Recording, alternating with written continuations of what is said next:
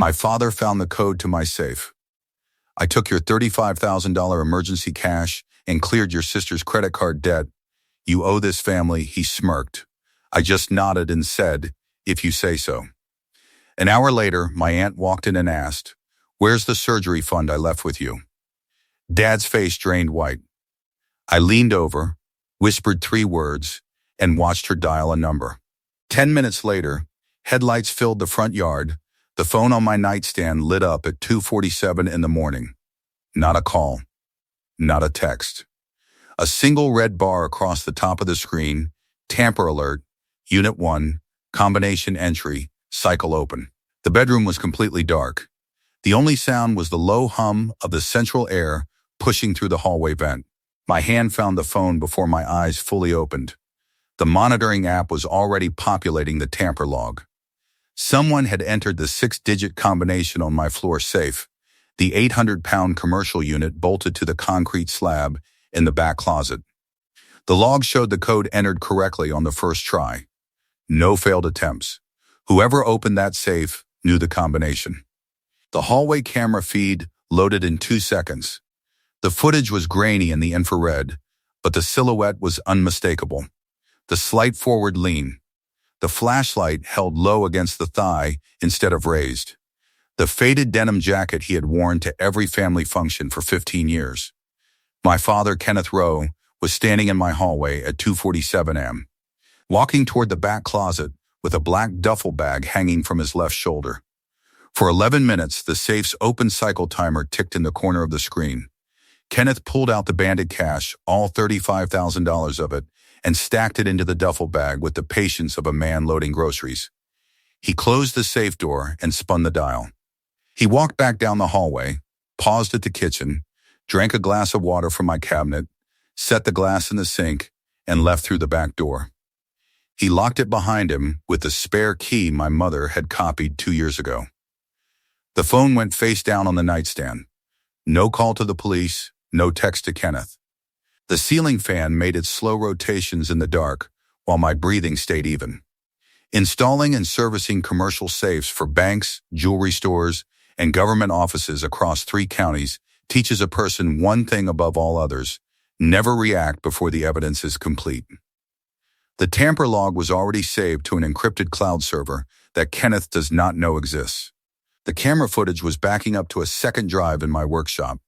Everything he did was documented down to the second. He thought he was robbing a metal box. He was building my case for me. If you are new to Family Secret Tales, welcome. If you have been here before, you already know how these stories end. But this one has a turn that even I did not see coming. So hit that subscribe button and stay with me. To understand why my father would drive to my house at 2:47 a.m. and empty my safe like he was cleaning out a storage unit, you need to understand how the Rowe family has always worked. There are 2 kinds of people in this family: the ones who build things and the ones who take them. I am 32 years old.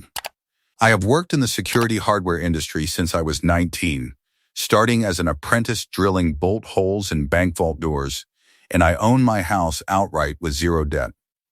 By 22, I had my commercial certification. By 25, I was running my own service contracts across 3 counties, installing and maintaining vault systems for banks, jewelry stores, municipal buildings, and 2 federal credit unions. My hands know the inside of a Sargent and Greenleaf combination lock the way a surgeon knows a rib cage. I can tell by the sound of a bolt throw whether a relocker is seated properly. When a bank branch calls me at midnight because their time lock will not disengage, I drive there, fix it, and invoice them before the sun comes up. The safe in my closet is not a retail fireproof box from a hardware store. It is a TL30 rated commercial unit, 800 pounds, with a 6-digit combination, biometric backup, a hard plate behind the dial, and a tamper monitoring system that feeds to an encrypted app on my phone. I installed it myself, anchored it to the concrete slab with 4 3/4-inch expansion bolts, and wired the monitoring module to a separate circuit that runs on battery backup if the house power fails. Overkill for a private residence. but I keep $35,000 in emergency cash inside it because I grew up watching my parents live paycheck to paycheck, and I swore I would never be one bad month away from begging. That money represented 4 years of overtime, skipped vacations, and every weekend I spent rekeying commercial locks instead of living my life. Kenneth emptied it in 11 minutes. My sister Tammy is 28. She married Trent Birch when she was 23. Trent sells used cars at a lot off Route 9 and earns around $38,000 a year. Tammy has not worked a full-time job since the wedding. Between them, they carry $53,000 in credit card debt across 4 cards. They lease a truck they cannot afford. They rent a house that costs more than their combined take-home allows. And every single time the math stops working, my parents make a phone call. To me. My mother, Della, is the kind of woman who believes family means unlimited access. She never understood why I bought a safe in the first place. "What are you hiding from us, Griffin?" She asked the day I bolted it to the concrete slab. I told her it was for work documents. She told Kenneth. Kenneth told Tammy. From that day forward, every family dinner included at least one comment about Griffin and his little vault, as if protecting your own money was a character flaw. The smaller betrayal happened 2 years ago. Kenneth called me on a Wednesday afternoon, said he needed $6,000 to cover a property tax bill, said the county was going to put a lien on the house, said he would pay me back in 60 days. I drove to the bank, withdrew the cash, and handed it to him in an envelope at his kitchen table. He counted it in front of me without saying thank you. 60 days came and went. When I mentioned it once, casually, at a Sunday lunch, Kenneth put his fork down and stared at me. "You are really going to nickel and dime your own father over a few $1,000s?" The words came out slow, measured, like he was explaining something to a child who should know better. Della shook her head. "Your sister never asks for receipts when she helps family." Tammy, sitting across the table with her 3rd glass of wine, laughed. "Griffin probably has it logged in a spreadsheet somewhere." They all laughed. Every one of them. Tammy laughed the loudest, leaning back in her chair, the wine tilting in her glass. Kenneth smiled at her the way he always smiled at her, with the warm, automatic pride he reserved exclusively for his daughter. The kind of smile he had never, not once in 30 years, aimed in my direction. I picked up my plate, carried it to the sink, washed it, dried it, and drove home. The drive was 22 minutes. I remember, because I counted every one of them. My hands were on the wheel, but I was not thinking about the road. I was thinking about the $6,000. Not the amount, the speed. How quickly $6,000 became a character test instead of a debt. How easily a family can rewrite the rules of basic decency and call it love. The $6,000 was never mentioned again. That was the rehearsal. The $35,000 was the performance. 3 days after the 247 and break-in, Kenneth showed up at my front door on a Tuesday morning. Della stood behind him with her purse clutched to her chest. Tammy sat in the truck in my driveway, engine running, scrolling her phone. Kenneth used the spare key to let himself in. The kitchen table held a cup of cold coffee and a service manual for a new electronic lock system. Kenneth walked past the table and stood in the center of my living room, hands in his jacket pockets, chin raised. The smirk on his face was the same expression he wore when he thought he had outsmarted someone at a car dealership. The look of a man who believed the conversation was already over. "We need to talk about the safe," he said. "What about it?" I opened it. He said it like he was telling me he had changed a tire, took the $35,000, all of it, cleared Tammy's MasterCard, the whole balance. She was drowning, Griffin. Trent's hours got cut. The interest was eating them alive. "You owe this family that much after everything we gave you." I did what needed to be done. Della stepped forward, her voice softer, practiced, the way she always sounded when she needed to frame theft as love. "Your father did this for the family. Tammy has children to think about. You do not." Kenneth leaned against my kitchen counter and crossed his arms. The smirk widened into something harder, something that wanted me to feel the size difference between his life and mine. You sit in that empty house counting other people's locks for a living, and you think keeping $35,000 in a metal box makes you important? Your sister has a husband. She has kids. She has a real life. You have a flashlight and a toolbox. That money was sitting there doing nothing, just like you. I did what a father does. I moved it to where it actually matters. Della nodded. She did not add anything. She did not need to. The moral architecture was already built. Kenneth was the responsible patriarch. I was the selfish hoarder. Tammy was the deserving mother. And the $35,000 was community property that I had been selfishly hoarding in a metal box. Through the window, Tammy was still in the truck, still on her phone. She did not even come inside. The division of labor was clean. Kenneth delivered the speech. Della provided the moral cover. Tammy maintained plausible distance.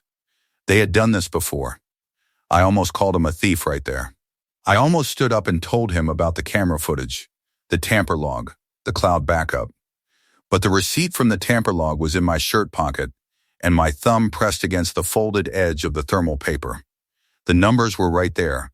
2:47 a.m., 11 minutes, combination entry, single attempt. That receipt was not ready to be played yet. It had more work to do first. If you say so, I said. Kenneth blinked. Della tilted her head. They were waiting for the explosion, the tears, the begging, the grateful acceptance of a son who finally understands his place. I gave them nothing. The coffee had gone cold, but I picked it up and drank it anyway. That is it? Kenneth pushed off the counter. That is all you have to say? You said you did what a father does. I heard you. He stared at me for a long moment. Then he nodded, slowly, confirming his own theory about the world. I told you he would not fight it, he said to Della. He never fights anything. They left. Tammy waved from the truck as they pulled out of my driveway.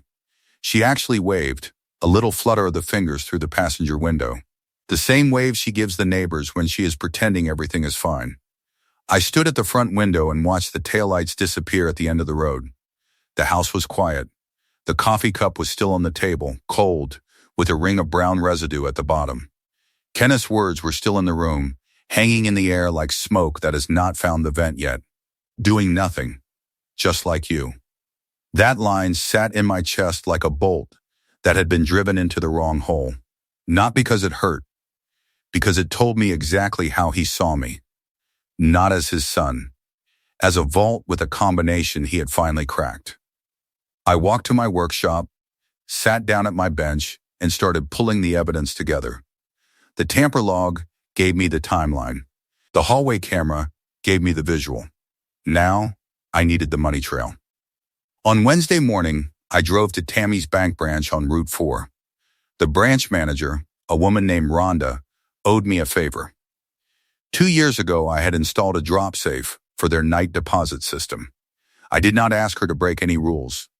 I asked one careful question, whether a cash deposit of roughly $35,000 had been processed through any account connected to the Rowe name in the last 72 hours. She looked at her screen, looked back at me, and her expression told me everything her words could not. Griffin, you might want to talk to an attorney, she said. I am not allowed to say more than that. That afternoon, I retained a lawyer named Boyd Clearwater. Boyd filed an emergency preservation request with the county court the same day, citing the tamper log and camera footage as probable cause. By Wednesday evening, the bank had produced Kenneth's transaction records under the court order. The trail was clean and short. Kenneth had deposited the cash on Monday morning at 9:04 a.m. By 11:30 that same morning, the full $35,000 was transferred as a payment to Tammy's MasterCard ending in 4471. 3 hours after the transfer cleared, Tammy posted a photo on Instagram of a designer handbag with the caption, "Treat yourself." She bought a $900 bag with money her father stole from my safe while I was sleeping. That is the kind of detail that turns shock into something colder. But the cash trail opened a second door. 6 weeks before the break-in, Kenneth had made a separate payment of $18,400 to Tammy's Visa card ending in 7823. That payment appeared on a Tuesday afternoon, and the source was listed as a personal check from Kenneth's checking account. The question was simple. Where did Kenneth get $18,400 in cash? His pension check is $2,100 a month. Della works part-time at a fabric store for $14 an hour. They do not have $18,400 sitting around. But someone did. 3 months before the break-in, my Aunt Faye Monroe had handed Kenneth $22,000 in cash. Faye is 62, Kenneth's older sister. She needed a hip replacement. Insurance covered part of it, but the out-of-pocket portion for the specialist she wanted was $22,000 exactly. Faye lost $11,000 to a wire fraud scheme 4 years ago and has refused to keep large amounts in any bank since. She asked Kenneth to hold the cash until the surgery date. She gave it to him in a manila envelope at his kitchen table. She made him sign a handwritten receipt. Della watched him sign it. The surgery was scheduled for March 27, 13 days away.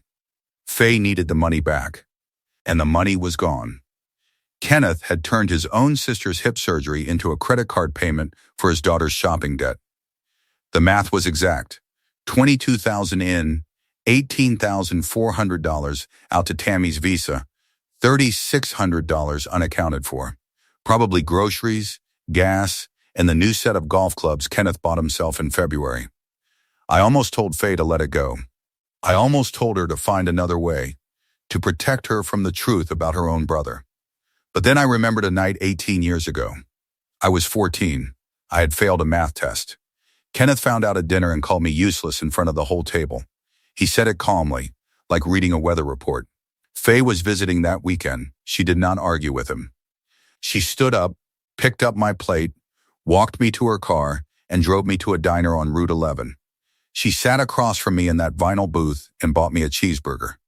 She said one sentence, "Some locks are worth picking.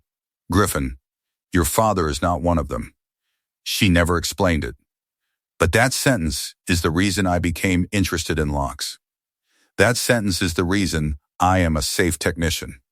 Faye Monroe built the foundation of my entire career with 9 words and a cheeseburger. I was not going to let Kenneth steal from her and walk away clean. Thursday morning, I called Faye. Kept it simple. Come to dinner at my place tomorrow night. When you get there, ask Dad where your envelope is. Faye was quiet for 3 seconds. He does not have it, does he? Come to dinner, Aunt Faye. She called her attorney within the hour. The attorney, Luan Merritt, called me 30 minutes later. Luan already had a theft report template drafted. I briefed her on the tamper log, the camera footage, the $35,000, and my belief that the $22,000 was gone. I told her about the $18,400 visa payment. The math pointed directly at Faye's surgery fund. Do you want to file tonight or after the dinner? Luan asked. After, I want him to say it out loud in a room where people can hear him. I will have Deputy Nash on standby. Call me when the aunt asks the question. 2 days. That is all it took to assemble the complete evidence file, tamper log printout, camera footage screenshots, bank deposit records, credit card payment confirmations, and one forged letter that turned a family dispute into a criminal case. I found the letter on Thursday afternoon. I visited my parents' house under the pretense of returning a casserole dish. Della was in the backyard hanging laundry. Kenneth was at the hardware store. The filing cabinet in the hallway office was unlocked because Kenneth has never secured anything properly in his life, which is ironic given what he did to my safe. The letter sat in a folder marked Faye, between an old insurance policy and a gas bill. 1 page. Typed on a home printer with a toner smudge on the left margin. It stated that Faye Monroe had voluntarily gifted $22,000 to Kenneth Rowe with no expectation of repayment, effective the date of the original cash transfer. At the bottom, 2 signatures, Faye Monroe and Della Rowe as witness. The Faye Monroe signature was Kenneth's handwriting. I examined document signatures on safe rental contracts every single week. A natural signature flows without hesitation. A forged one stops at the peaks. Kenneth's version of Faye's name had the heavy downstroke pressure of someone drawing a shape they had not practiced enough. The capital F leaned too far left. The M in Monroe was angular where Faye's real handwriting curves. It was a forgery, and a clumsy one. Della's witness signature was genuine. She watched Kenneth sign another woman's name on a legal document. She added her own signature underneath. She filed it in the cabinet like a grocery receipt. That was the moment the case stopped being about stolen cash and became about something my family would need a criminal defense attorney to address. If you are still with me, this is where everything turns. If you are watching Family Secret Tales for the first time, subscribe now, because what happened at that dinner table is something my father will never recover from. Friday evening, my living room. The table set for 6. Kenneth arrived first with Della. He used the spare key again.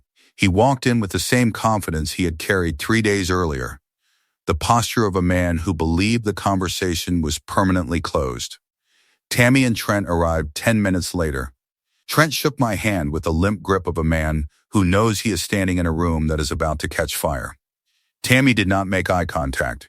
I almost believed him when he said he did it for the family. I almost let the warmth of the dinner table, the bread rolls, the glasses of iced tea trick me into thinking this was a normal Friday.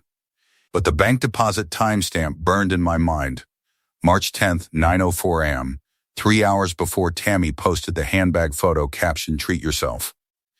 $35,000 stolen from my safe on a Saturday night, deposited Monday morning, spent by Monday afternoon. That is not a family helping a family. That is a heist with a thank you card. At 7:15 p.m., headlights swept across the front window. Faye's gray sedan pulled into the driveway. Kenneth looked up from his plate. "You invited Faye?" His fork stopped moving. "She called this morning, said she wanted to see everybody." Faye walked in wearing her good coat. She hugged me at the door. She hugged Della. She sat down next to Kenneth at the head of the table. For 15 minutes she talked about the weather, the church bake sale, the neighbor's dog digging under her fence. Kenneth relaxed. His shoulders dropped. He reached for a second roll. Della refilled Faye's tea. The room felt like a family dinner for the first time in years. Then Faye set her fork down. She folded her hands on the table. She looked directly at Kenneth with the calm, patient expression of a woman who already knows the answer to the question she is about to ask. "Where's the surgery fund I left with you, Kenneth?"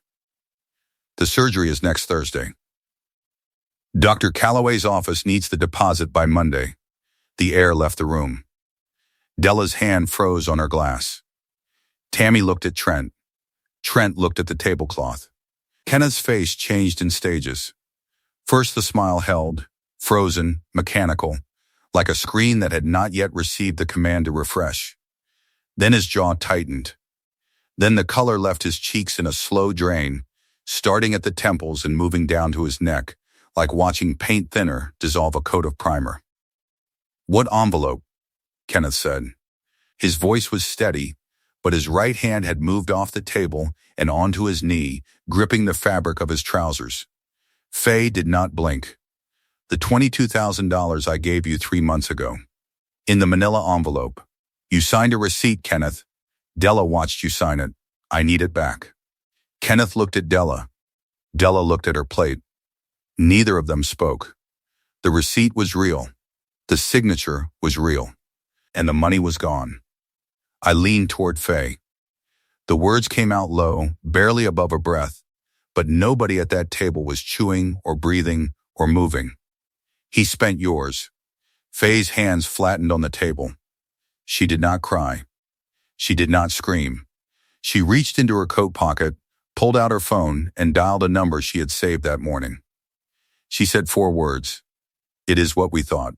Kenneth was staring at Faye with his mouth slightly open. "Faye, listen to me. I can explain everything. The money is not gone. I just moved it around. I can get it back. Give me 2 weeks. I swear.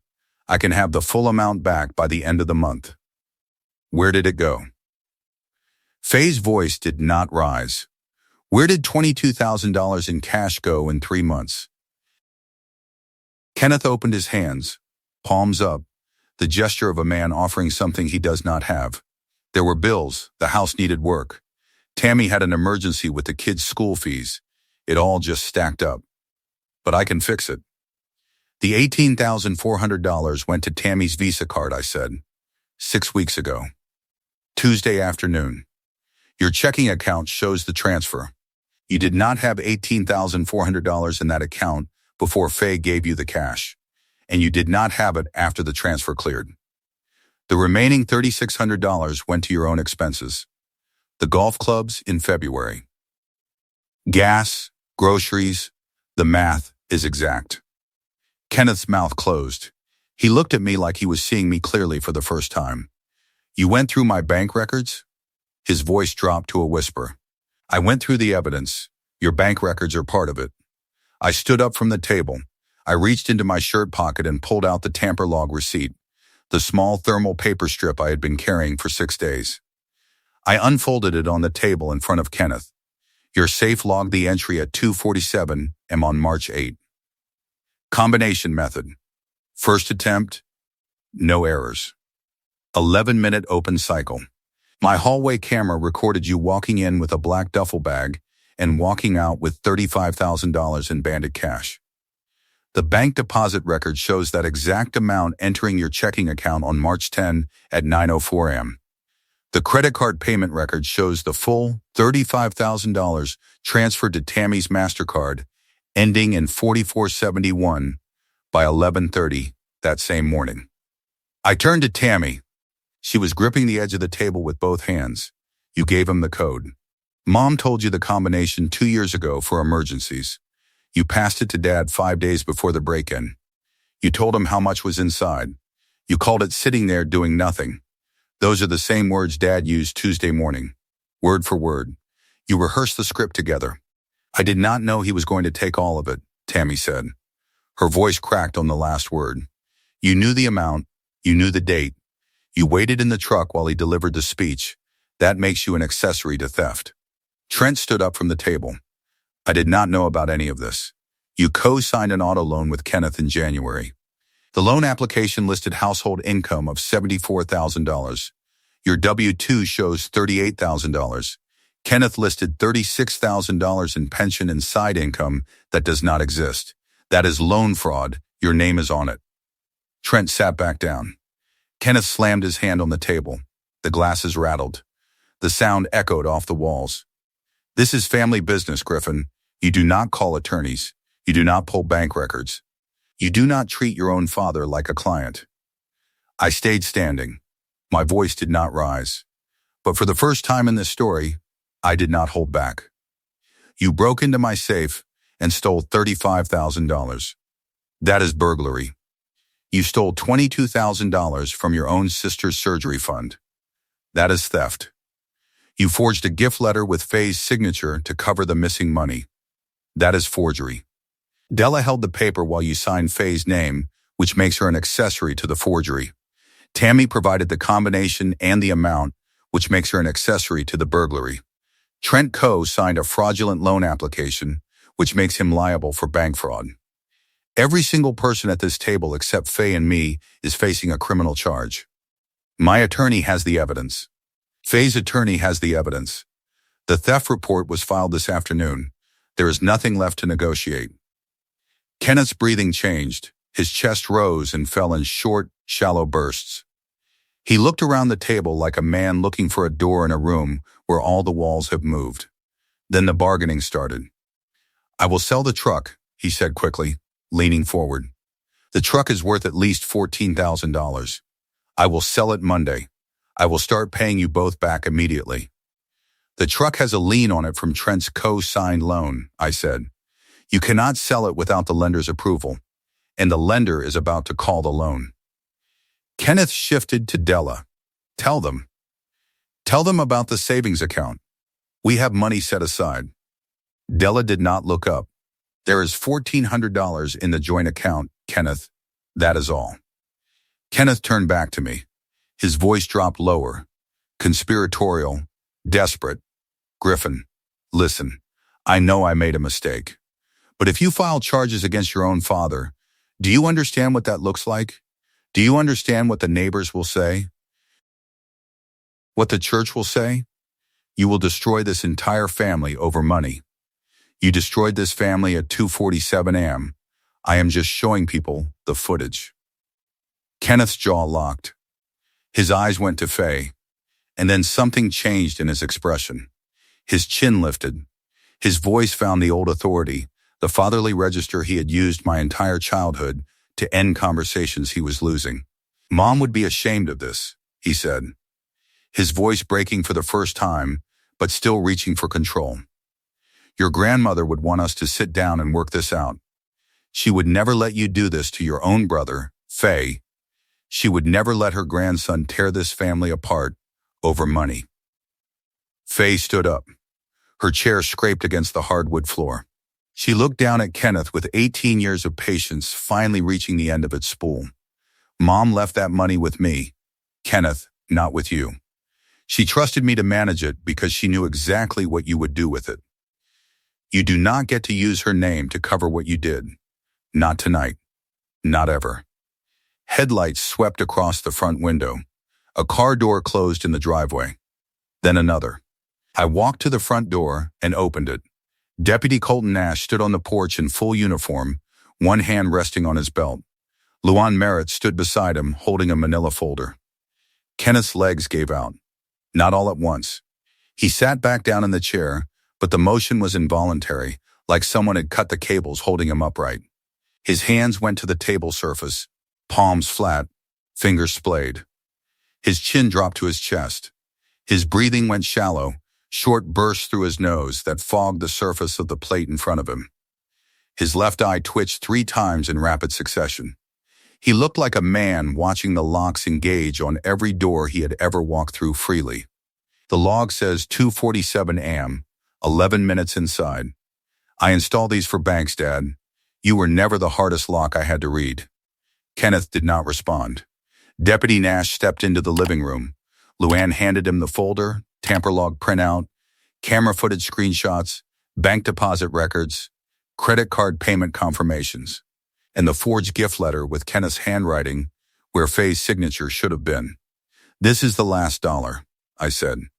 My voice carried across the table to every person in the room. The last favor. The last time I answer this phone. The last time any of you walk into this house with a key I did not give you.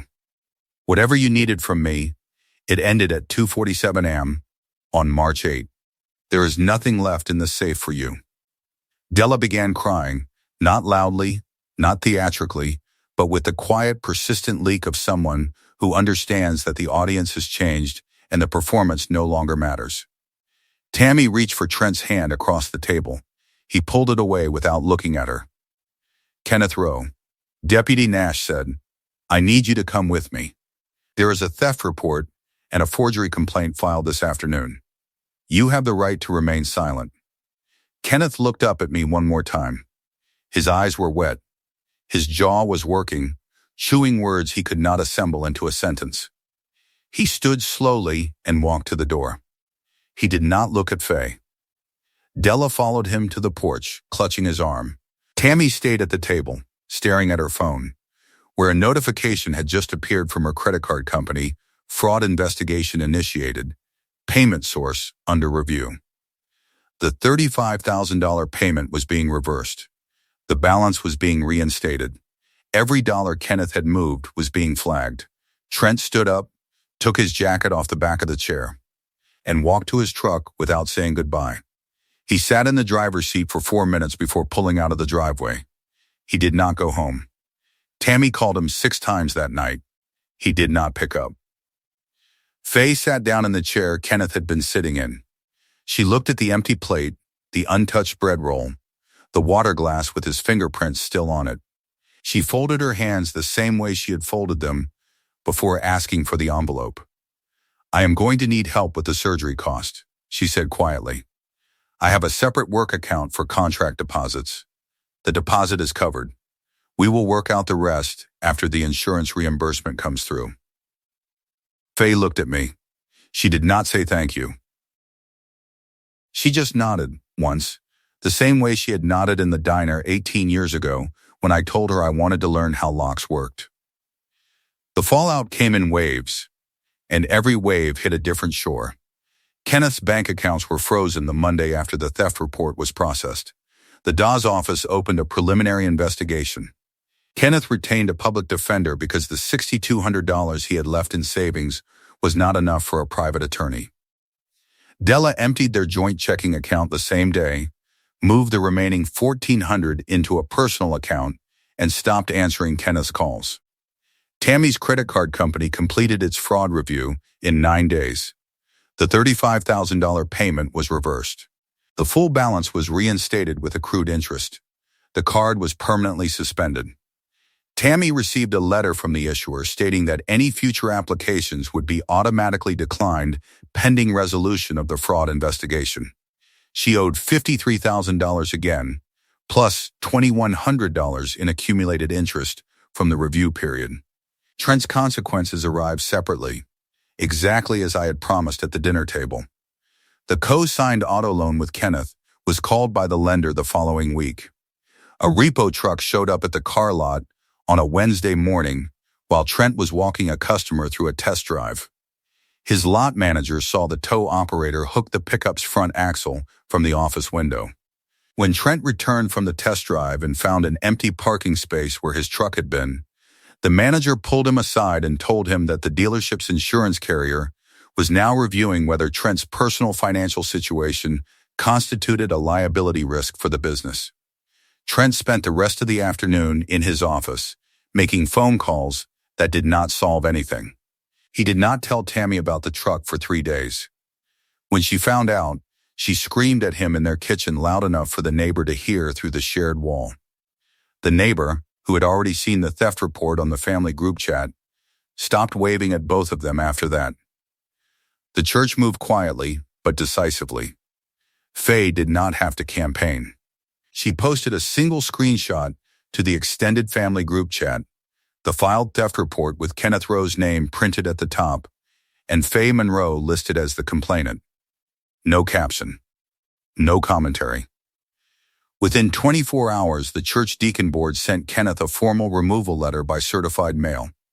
2 neighbors who had lent Kenneth tools over the years showed up at his house asking for their property back.